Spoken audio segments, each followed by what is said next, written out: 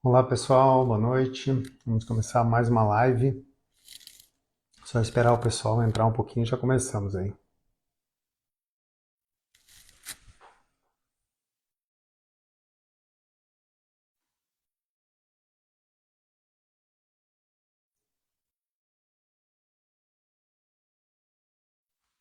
Olá pessoal, boa noite. Vamos começar mais. Bom, vamos lá. Então, boa noite a todos. Essa é a segunda live de tumores gastrointestinais. Meu nome é Luiz Alberto Schlittler, sou aqui de Passo Fundo, Rio Grande do Sul. É um pedido dos pacientes, pedido dos meus amigos, enfim, nosso, da gente responder dúvidas das pessoas que têm essa doença que é bastante frequente. Uma a cada 4 pessoas vai ter câncer no mundo, isso é fato, e 30% deles terão tumores do trato gastrointestinal, que é da minha área.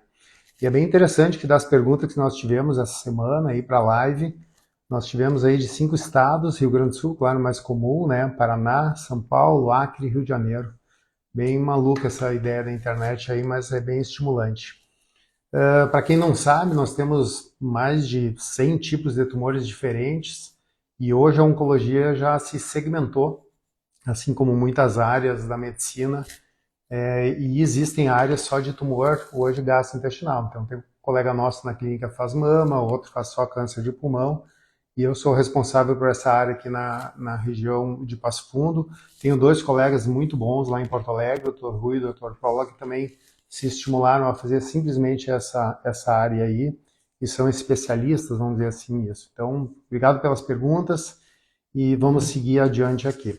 A última vez eu deixei uma pergunta para trás da Cirlei, de Não Me Toque. Ela já me mandou 2 vezes aí, Cirlei. Obrigado aí. Ela tem gordura no pâncreas e ela queria saber se isso tem alguma interferência, algum problema futuro, né? Então, hoje a esteatose, né, a gordura no fígado é um problema bastante sério, bastante necessário de ser avaliado. Quase metade da população tem esteatose. Isso tem a ver com os hábitos de vida, sim, os hábitos de saúde atuais.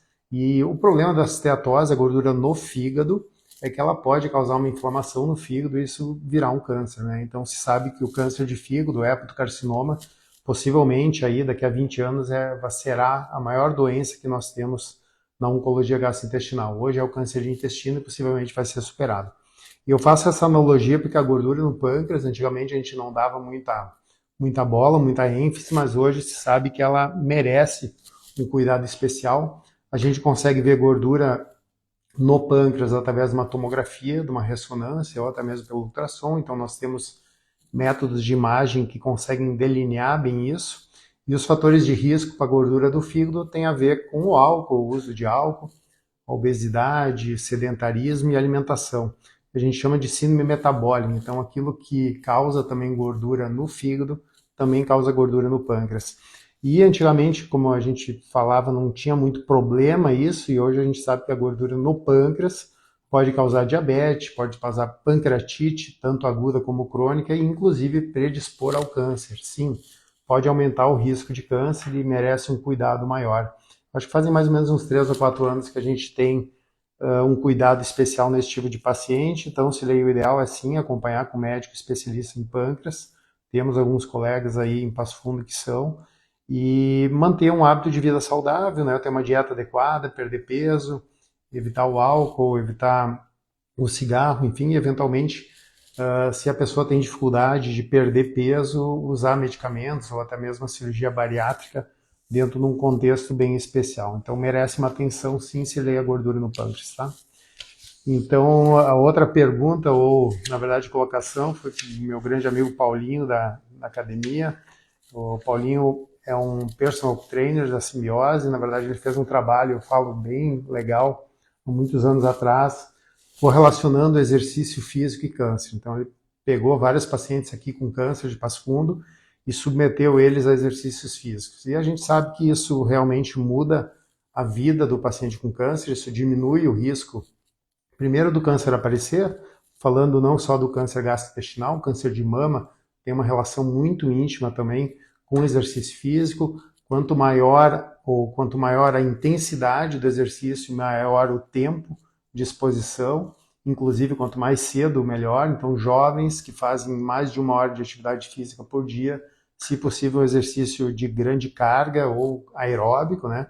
Aquele exercício que a pessoa sua, que bate o coração mais rápido, enfim, eles têm realmente uma diminuição do risco de câncer, e esse risco diminui em quase 50%. Diminui o risco de formação de pólipos, né, que são lesões pré-malignas. Então, o exercício físico tem conexão com o câncer, diminui o risco da doença voltar, talvez é um dos principais fatores evitáveis que hoje a gente tenta bater. Claro que é talvez uma simbiose com outras coisas, né? A dieta adequada, não fumar, beber de uma forma talvez social, ou só realmente em alguns momentos especiais, e praticar exercício físico. O ideal é 1 hora, 3 vezes por semana.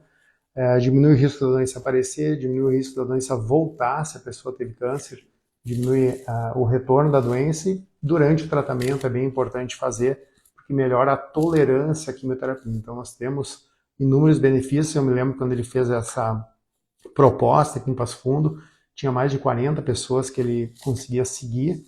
Depois teve a pandemia, ele teve alguns problemas, mas é bastante importante, era bem legal. Inclusive, conectava todos os pacientes juntos nos exercícios. E claro que cada paciente merece o seu cuidado ou uma avaliação do personal ou do médico especial, porque eventualmente o paciente tem um câncer de mama, tem dificuldade de utilizar o membro superior, o paciente tem uma colostomia, tem uma cirurgia recente, tem uma hérnia, então existem vários detalhes para a gente poder estimular e o paciente fazer o exercício de forma adequada e que busque um objetivo nobre, aí, diminuir a fadiga, diminuir o risco dele voltar, melhorar a tolerância química, diminuir o estresse, a ansiedade. Então é bem importante. Paulinho, parabéns pelo trabalho, realmente é fantástico a conexão disso. Só que é difícil fazer, né? Se fosse fácil, a gente tinha um índice maior. Para vocês terem ideia, quase 50% dos médicos americanos em trabalhos mostram não orientam os pacientes a fazer exercícios físicos. Então tem realmente talvez um trabalho mal conduzido, eventualmente, por correria dos médicos, e quase 70% dos pacientes que são orientados não fazem atividade física, enfim, por várias desculpas. Então, acho que é importante para o médico frisar isso na consulta e, se possível, já conectar com alguém que seja especializado, um personal, algo que faça o paciente permanecer nas atividades. Combinado. Então, outra pergunta em relação ao catéter de quimioterapia, se todos os pacientes precisam colocar. Então, a quimioterapia, existe hoje quimioterapia via oral, né? Existe quimioterapia injetável, acho que é a mais comum ainda, 80% dos casos ainda são injetáveis. Não é basicamente um medicamento, são vários misturados, a gente chama de um protocolo, então escolhemos os medicamentos que mais funcionam, misturamos e injetamos no paciente. Geralmente a cada 20 ou 30 dias existem maneiras especiais, né? Eu digo que nem comida, a gente faz como se fosse uma receita, né, para cada paciente. Mas a quimioterapia, com o tempo, ela pode ter problemas com as veias, ter dificuldade de acesso venoso, dificuldade de injetar o remédio. Às vezes o paciente reclama de dor no braço. Às vezes existem medicamentos da quimio que são tão fortes, vamos dizer assim, que podem realmente machucar, abrir um buraco no braço, é extremamente tóxico, tá? Então a enfermeira sabe avaliar bem isso e o médico também, mas existe uma tendência hoje, assim, pelo menos na parte gastrointestinal, de quase todos os pacientes botarem um catéter. É uma bolinha que fica debaixo do ombro, nessa região, tanto à esquerda quanto à direita, fica debaixo da pele, tá? Não é aqueles catéteres expostos, ele simplesmente fica embaixo da pele, e toda vez que a gente precisa fazer medicação, a enfermeira funciona, bota uma agulha, eu brinco, a gente coloca uma tomada ali, né? Sempre fica guardada, faz o medicamento e tira. O paciente pode ter a vida normal, ele pode jogar futebol, jogar vôlei, praticar academia, tudo normalmente, tá? Ele precisa ter alguns cuidados para a limpeza do catéter por dentro. Claro que se evita ter trauma, né? Eventualmente carregar alguma coisa e bater ali, o cinto de segurança, precisa ter um pequeno cuidado, mas a maioria das vezes o catéter traz muita qualidade, muito benefício para o paciente, evita dores aí, evita excesso de punções, e é importante também lembrar que o catéter, mesmo chamado de catéter de químio, ele pode ser utilizado para inúmeras coisas. Então, o paciente nosso que interna, pode fazer antibiótico, pode fazer soro, pode fazer outras questões como plaqueta, sangue. O catéter foi inventado, na verdade, por outro objetivo, foi inventado para as crianças que tinham dificuldade de acesso venoso, e a oncologista, eu brinco, roubou o catéter, pegou ele para que a gente tenha mais qualidade no nosso tratamento. Então ele serve para quimioterapia, serve também eventualmente para medicações, soro, ou até mesmo transfusão, ele traz bastante qualidade. Em média, a gente mantém o paciente com catéter por 5 anos, que é o tempo de acompanhamento nosso, né? Depois que o paciente teve câncer, a gente acompanha ele por 5 anos. Se o câncer não voltou, se a gente não precisa mais tratar ele, a gente muitas vezes pede para o colega cirurgião retirar o catéter. Mas enquanto isso, a gente prefere que o paciente mantenha o catéter para dar qualidade e, eventualmente, se a doença voltar, a gente poder utilizar ele o mais breve possível. Vamos tentar ver as perguntas aqui, então, que o pessoal nos fez. Tem um câncer de intestino, a Ivanir, né? É bem pequeno, e o que mais certo foi feito foi quimiorradiocirurgia. Bom, quando a gente fala em câncer de intestino, que é o câncer mais comum da nossa área, da minha área gastrointestinal, tá? Reforçar que todo paciente ou toda pessoa, na verdade, com mais de 45 anos deve fazer a colonoscopia para prevenção do câncer de intestino. A partir dos 50 anos, quase metade, 60% da população tem pólipos, que são pequenas verrugas que podem evoluir para o câncer. Então, a necessidade da coluna é para tirar esses pólipos e evitar a sequência do pólipo para câncer. Se a gente tem um câncer de intestino bem inicial, bem pequeno mesmo, então se a gente consegue fazer essa prevenção, a gente pode eventualmente tratar ele até pela via endoscópica, até só pela colonoscopia, mas são pólipos malignos bem pequenos, precisa uma equipe bem especializada, talvez, para tomar essa decisão que o pólipo não pode ser retirado e isso não precisa virar numa cirurgia.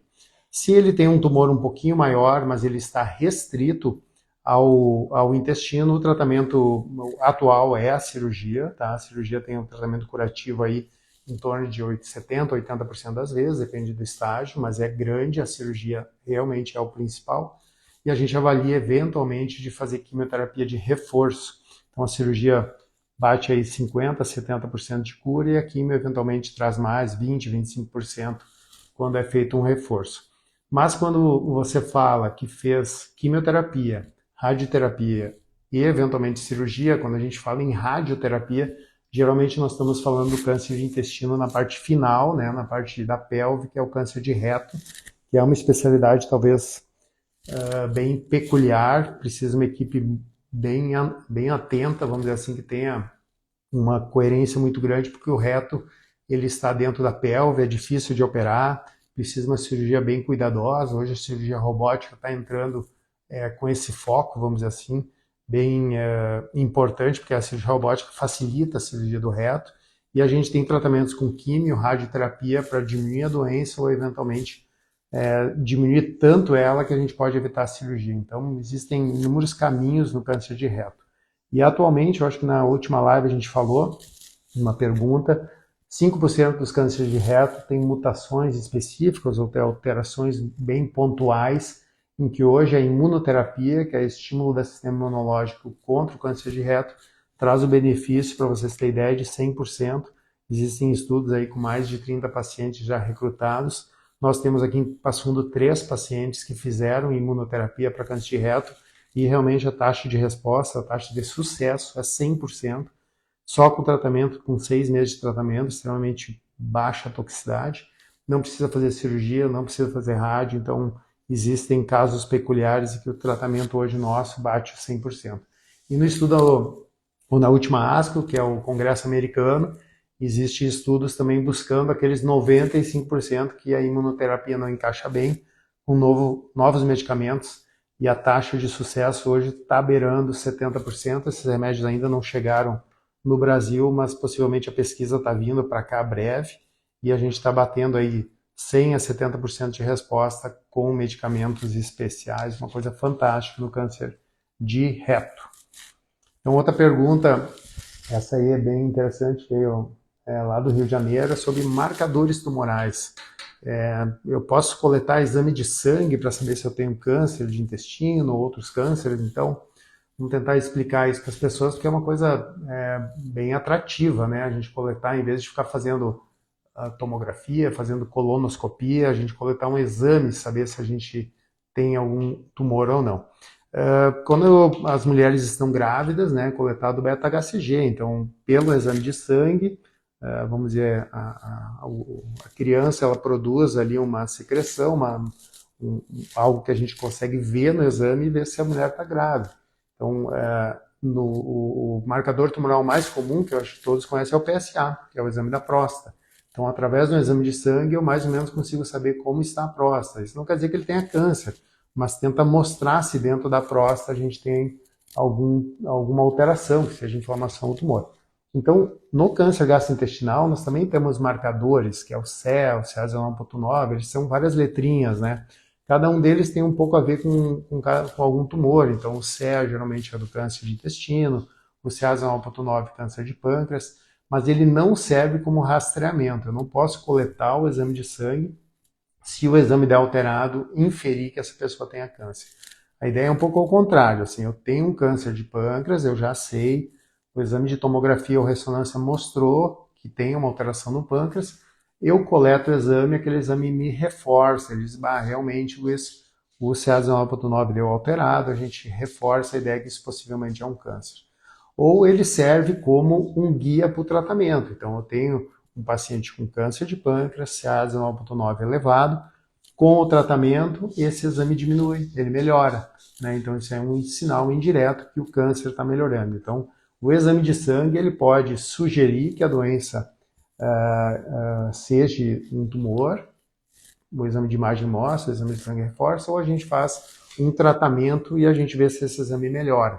Assim como, eventualmente, a pessoa pode fazer uma cirurgia e depois de tempos em tempos a gente pede o exame para saber se ele não tem uma recaída do tumor. Esse é um marcador tumoral, esse é o nosso dia a dia, a gente utiliza ele talvez com sabedoria para os pacientes, mas não de uma forma talvez muito aberta, né? Então é muito comum ir no ginecologista, ele pede vários marcadores achando que aquilo vai filtrar a pessoa. O que nós temos de futuro dentro desse contexto, ainda está chegando no Brasil, temos o teste, mas ainda é muito caro, possivelmente é isso que a gente vai ver nos próximos 10, 20 anos, é a biópsia líquida, é um pouco diferente. Eu coleto um exame de sangue, então a gente chama de biópsia, pode ser eventualmente vários líquidos, mas o mais comum é o sangue realmente. Pelo exame de sangue eu vejo se existem fragmentos de tumor dentro do sangue. Não é a célula do tumor que está no sangue da pessoa, é fragmentos do DNA soltos, né? Então, à medida que o câncer cresce, ou a pessoa tem um câncer, ele pode ir se quebrando, soltando aqueles fragmentos de DNA e eu consigo captar isso no exame de sangue, né? Então a gente chama de biópsia líquida. Eu acho que vai ser o futuro da oncologia. Existem já pesquisas de biópsia líquida tentando substituir a necessidade da colonoscopia, né? Então, em vez da gente fazer a colonoscopia a partir dos 45 anos, repetir ela a cada 5 anos para evitar os pólipos, a gente tentar fazer a biópsia líquida. Mas eu acho que é um caminho ainda um pouquinho distante nesse contexto de prevenção. Para vocês terem ideia, a biópsia líquida está em torno de mais ou menos R$15 mil, um exame, e isso deve ser feito de forma periódica. Então, acho que é bem interessante a gente saber, a gente está por dentro do assunto, mas do ponto de vista de utilização pública ainda é bastante difícil a gente conseguir fazer a biópsia líquida em todos os pacientes. Outra pergunta interessante foi a Ângela Lima perguntou se o tamoxifeno causa gordura no fígado. Sim, Ângela, o tamoxifeno é um hormônio, né? Um medicamento bem legal, talvez é um dos remédios mais antigos nossos e a gente utiliza ele ainda porque é bastante eficaz. Para o câncer de mama, não é minha área específica, tá, Ângela? Mas eu posso te falar com tranquilidade que o tamoxifeno é extremamente ativo, extremamente pouco tóxico, mas uma das coisas que ele pode causar é a gordura no fígado, tá? Mas aí a gente pesa o benefício dele, ele ajuda muito para evitar o câncer de mama dele voltar, ou se ele estar presente, a gente consegue bloquear. Então a gente prefere manter o uso dele, a não ser com raridades que tu possa trocar a medicação e, na verdade, batalhar com outras coisas que a gente veio falando antes, manter o tamoxifeno e talvez perder peso, cuidar na alimentação, usar eventualmente medicações para te auxiliar nisso. Então, acho que existem outras maneiras da gente perder essa gordura no fígado e não simplesmente, talvez, culpar o tamoxifeno. Então, mantenha o uso, fale para o seu médico dessa questão, mas eu acho que também uma avaliação de um hepatologista, um médico específico do fígado, é algo bastante estimulável na situação de você. Ah, que legal ver vários pacientes nossos, um carmesomo. Parabéns aí, parabéns pelo teu sucesso, obrigado pela presença aí. Para o rastreamento de câncer de intestino, posso fazer a colonoscopia virtual? Boa. Então a resposta é a seguinte, Raquel. Hoje a colonoscopia é um exame feito a partir dos 45 anos. Eu acho que muitos pacientes, quase metade dos americanos não fizeram a colonoscopia ainda. Quer dizer, a gente está falando uma população que talvez tenha um sistema de saúde bem adequado, né? E metade deles ainda não fizeram a colonoscopia. Uma das coisas é porque é um exame chato realmente de fazer, né? Precisa todo aquele preparo, aquela limpeza do intestino, para que o médico percorra com o aparelho, com o endoscópico, a parte de dentro do intestino e veja se existe algum tumor ou não. Mas a principal função dele não é achar o tumor, eu sempre digo, a principal função realmente é retirar pólipos, né? Então a colonoscopia virtual, a gente faz uma tomografia, é um exame tomográfico, né? Passa naquela máquina, e a gente limpando o intestino também tenta ver algum pólipo lá dentro. Então é um exame que entrou em moda talvez um bom tempo, só que o problema dele é que na verdade não pega alguns pólipos pequenos e a gente faz o exame, eventualmente tem um pólipo e a gente não consegue retirar ele. Então ele pode fazer o diagnóstico, mas não faz o tratamento. Então, na verdade, eu acho que a gente não tem usado dentro da nossa rotina, é um exame que não vingou muito, e a gente prefere realmente fazer a colonoscopia, fazer um preparo adequado. Eventualmente, pacientes que têm dificuldade no preparo podem ficar internados um dia para fazer o soro, hidratar e fazer com uma equipe de confiança aí para olhar dentro do intestino e tirar os pólipos. Então, acho que é um exame que a gente não tem feito muito nos nossos pacientes. Calil, boa noite, obrigado pela presença, parabéns aí pelo teu trabalho aqui em Passo Fundo e pela ajuda sempre que tu dá para nós aí. Então, o Calil perguntou se existe alguma novidade no screening no câncer de pâncreas. O câncer de pâncreas é uma doença que tem se tornado cada vez mais comum. Felizmente, não é tão frequente atualmente, mas a previsão é que ela aumente. E eu digo isso porque o índice de metástase, o índice de cura do câncer de pâncreas ainda é pequeno, gira em torno de 15%. A gente ainda tem dificuldades aí em 85% dos pacientes.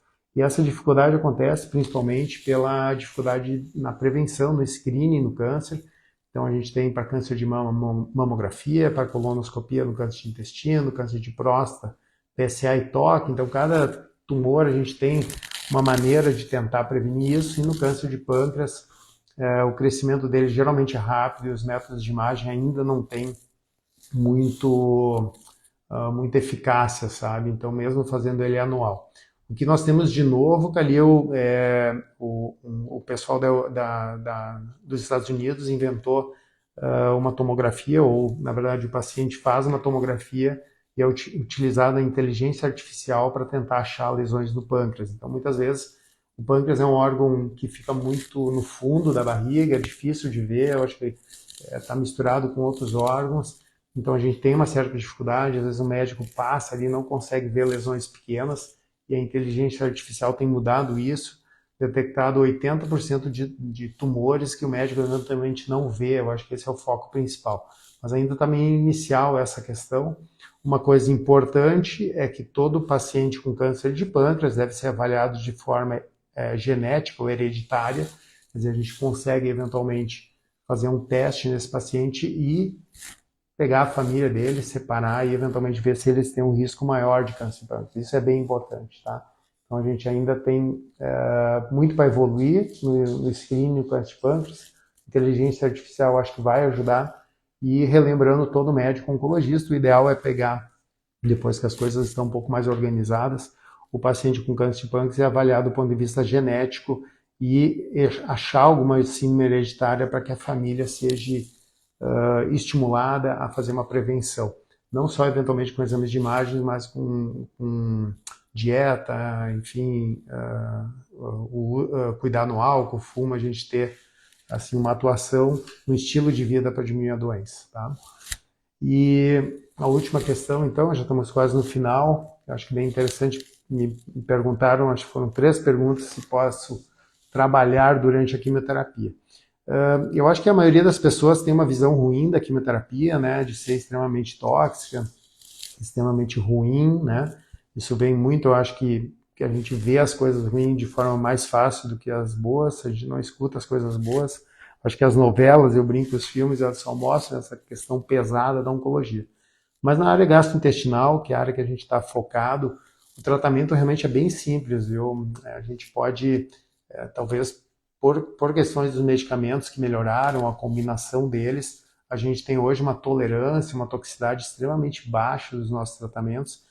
É um direito do paciente durante a quimioterapia, durante aquele período, que geralmente demora aí de 4, 6 meses, estar afastado das atividades, ok? É um direito, mas eu acho que permanecer ativo durante a quimioterapia é algo extremamente salutar, a pessoa muda o humor, quer dizer, se sente melhor, se sente mais útil.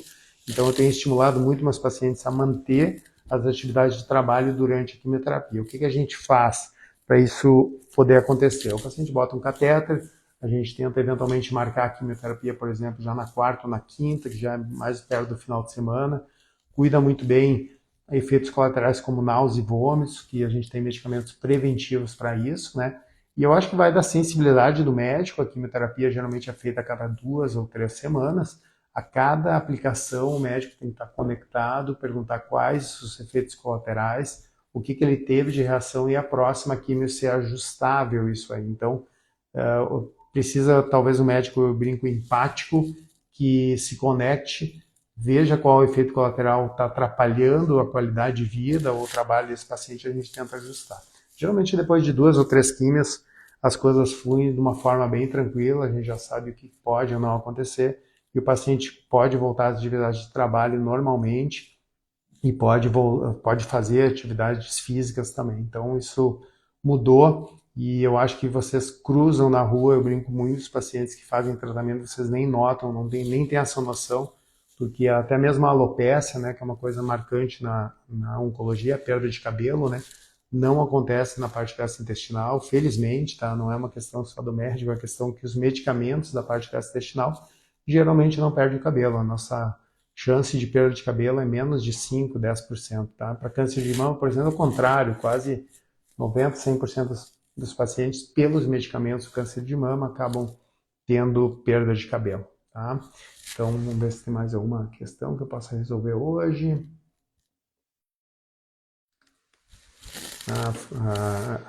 A dona Franco aí, oi, tudo bom? Jane, prazer te ver, hein? Mais de 10 anos aí que a gente está junto. Então, muito obrigado pela presença de todos. Toda terça-feira, às 19 horas, a gente está disponível para vocês. Mandem perguntas, que sejam pessoais ou eventualmente de algum familiar. Estamos disponíveis e até a próxima terça-feira com a presença de vocês. Obrigado mesmo, tá? Maior carinho. Tchau, tchau. Abraço.